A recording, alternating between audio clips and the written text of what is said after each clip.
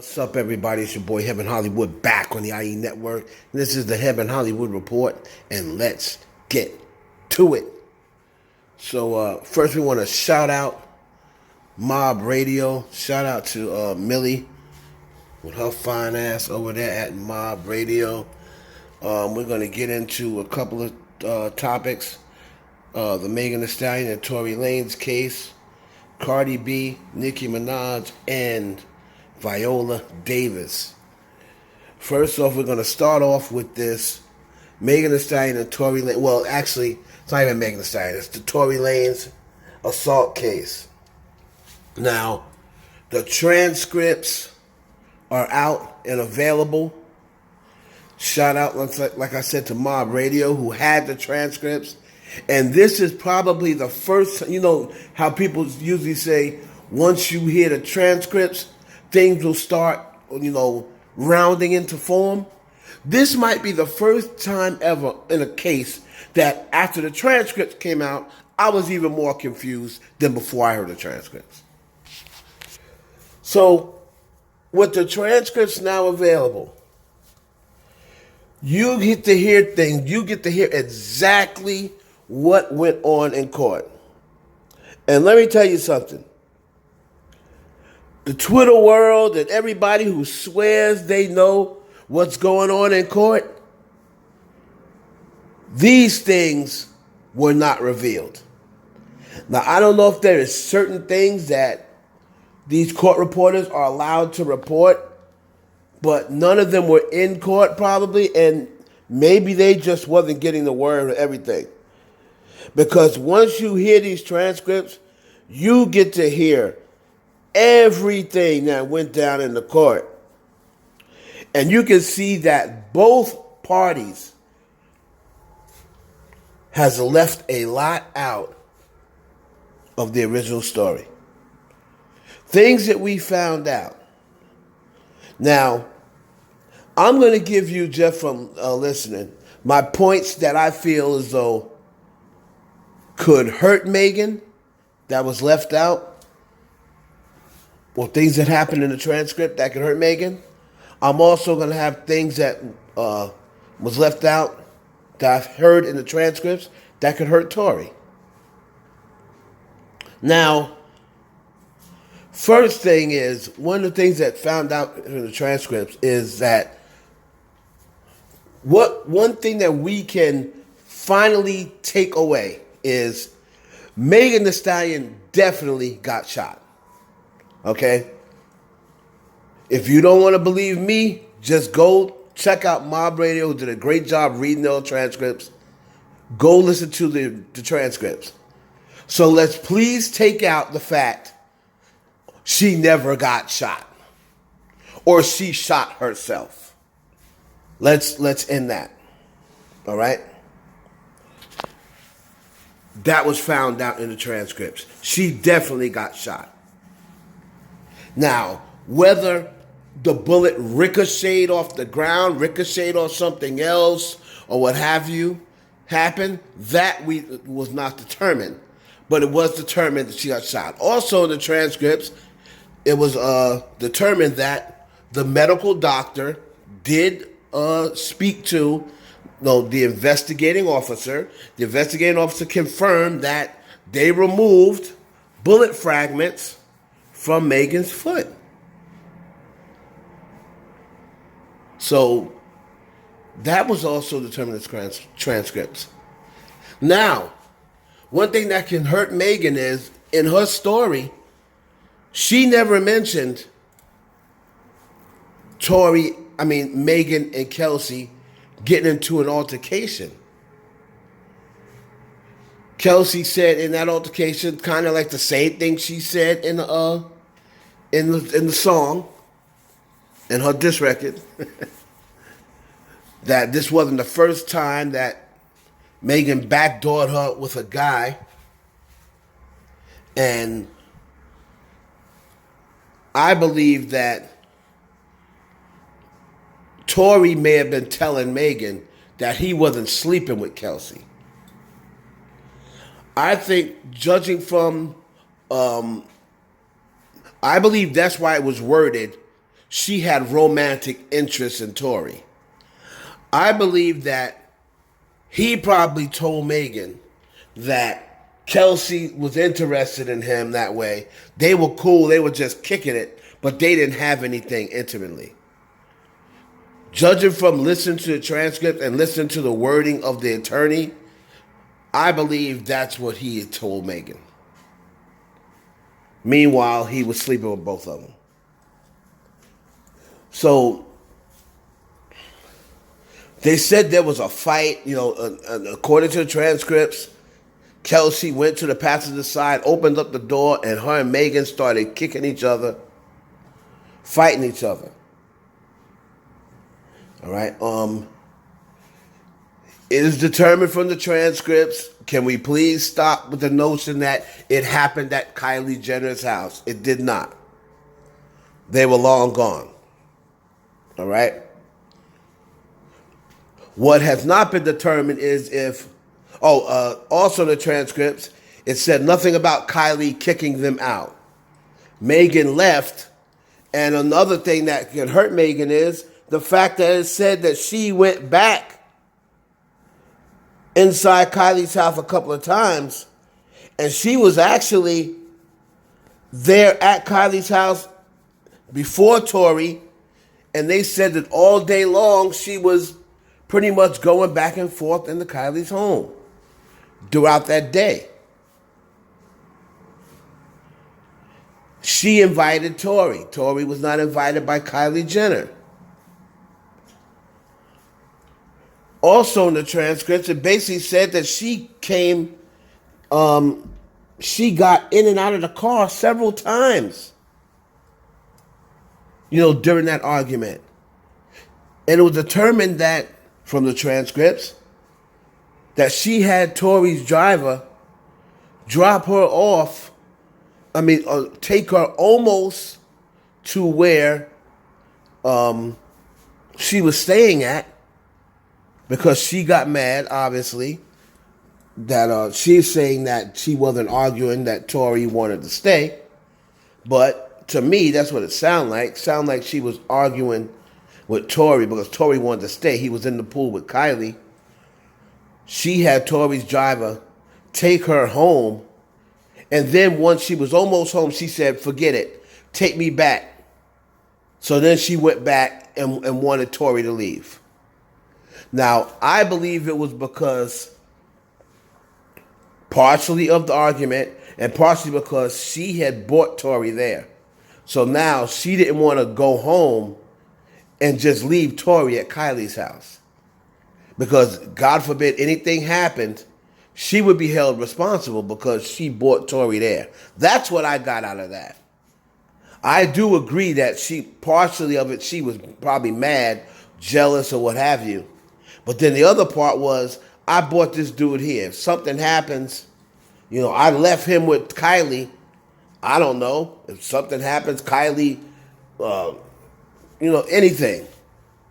And that comes out that it was Tory's fault, I'm going to be partially to blame because I brought him here. And it's going to look like, a setup, or it's going to look like it was something that I set up. So I'm going back. I'm not here anymore. I'm going back to get him. To get him out of there. I think it was partially that, and I think it was partially that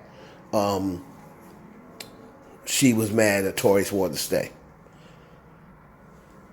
Then also the eyewitness that said, it is in the transcripts, that the eyewitness said they saw two men and a woman beating on Megan. That was in the transcripts. There's an eyewitness that said they saw this from their balcony. Now, I did not say whether this was the eyewitness that called the police, and that's why the police was called, because of gunshots. One thing that can hurt Tory, I believe, is that it's in the original transcripts that there was gun residue found on Tory and Kelsey.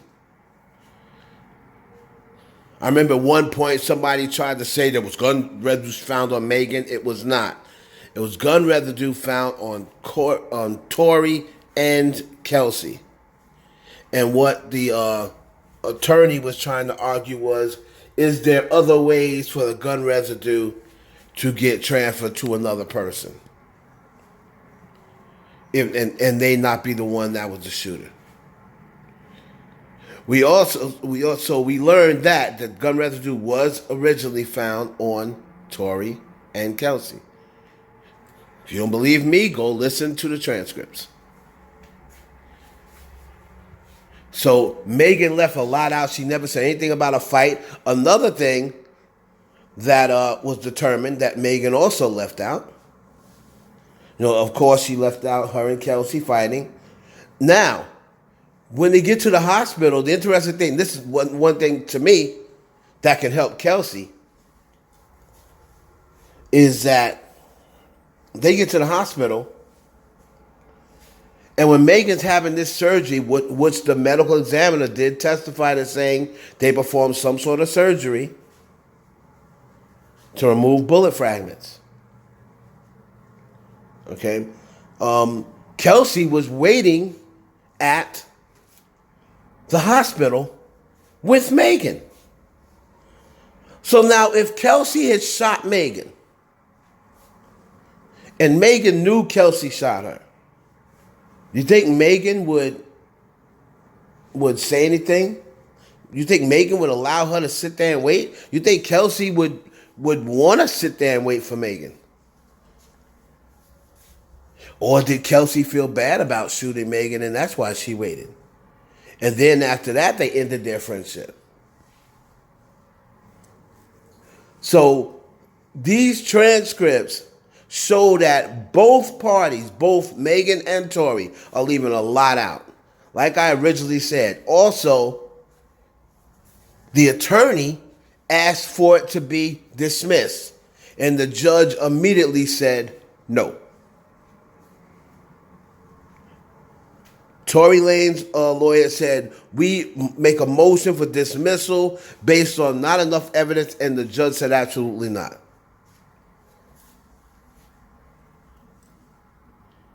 So, a lot to unpack with the transcripts. Again, another great job by Mob Radio. That's the reason why I've always said you have to wait. What the media is putting out there, they're going to put out there only the things, and it goes both ways. They're going to put out there only the things that make the person that they are rooting for look good. They're not going to put out things they're rooting for look bad. Now, can this eyewitness, is this eyewitness going to be able to?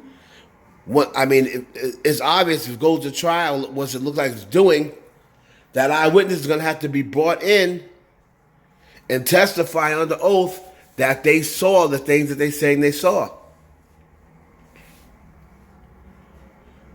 Yes, Megan's stories had some inconsistencies, a lot of them.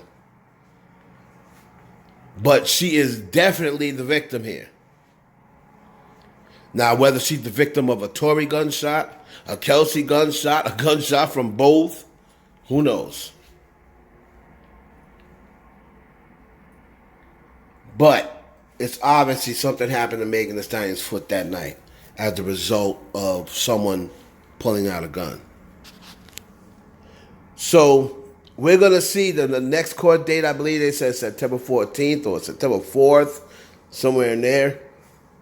We're going to wait and see. I will go on record saying one more time, I believe, what I've always said, that they're going to come down and say they're just not, it was determined that Megan Thee Stallion got shot, but it's just not enough evidence to convict Tory.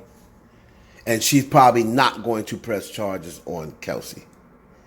And they're going to probably say the witnesses refused to talk, so we don't have any eyewitnesses. We don't, from the original. And the fragments can't be investigated anymore because the fragments, the hospital lost the evidence. That's what I believe is going to happen. So that way Megan doesn't look like a liar and Tory doesn't do jail time. Moving on to Cardi B. Cardi B is back, y'all. She is back in just enough time to promote the record she has coming out. Shake It, the drill record with Dougie B and what's his name, K Flock. Be dropping on Friday, so she's back in just enough time to promote that record. The clip has been going around. Everybody thinks, everybody seems to be amped up about it. Like I said, I'm not a big drill person, so I'll probably listen to the record, just to hear Cardi's verse. And then, I probably won't listen to the record again because I'm just not into drill. But Cardi is back. The album, is of course, she went back in. I was getting some behind the scenes stuff. She went back in and added a few more things and changed a couple of things from what I heard. I heard the word I got back was added and changed a couple of things on the album. So you should be preparing for the new single very, very soon. All right? Moving on to Nicki Minaj. And Nicki Minaj is out there deading these rumors and gossip about this Anaconda record, which is kind of going to be like an Anaconda 2.0. And Nicki Minaj is saying that rumor is so far from the truth, it's not funny. She said there's absolutely no truth to a Anaconda 2.0. And if you're a Nicki Minaj fan, like everyone claims they love Nicki Minaj and know her so well, her fans, you should know that Nicki Minaj hated Anaconda. And just because it was successful, that does not mean, that she felt any different about it. She hated Anaconda. And why would you think now, at a point in her career where she has a little more control than she had back then? Because if she would have had the control that she has, now, she would have never put Anaconda out. She hated the record. So I don't know why anyone would think she would go and make an Anaconda now at this point in her career. So she pretty much shot that down. Moving on to Viola Davis. And if you remember, I had put out a video, which most of y'all, it had nothing to do with hip hop beefs and what's going on in the urban world. I put a video out about how black women were treated in Hollywood. Remember, I talked about the big six. People I was talking about there. I didn't know Viola Davis was not in that video, but Viola Davis has come out and said that she was told, that current show that she's on, How to Commit Murder or How to Commit a Murder or How to Get Away with Murder. She was saying that she was told she heard from other black actors. She was hearing that other black actors were saying she's too ugly for that role. And partially it was because of her skin color, the color of her skin. Now, she was saying, Viola Davis said, this was coming allegedly out of the mouths of other black actors. Now, I'm sure some of them were some hating-ass females. I'm sure it just wasn't all men.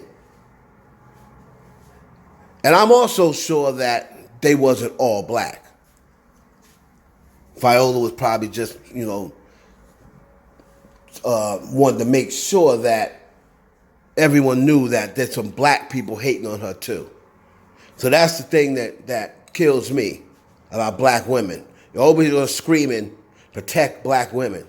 Well, how y'all gonna protect black women when y'all don't even big up on black women? Y'all don't even, cape for your black women, for your sisters. Y'all don't even cape for them. Y'all quick to tear them down, though. So I thought that was very interesting that Viola Davis said that, and it's very hurtful. She said there was black actors that the word got back to her. They were saying when she was on the roulette show, she's too ugly for the lead role on that show. Very sad.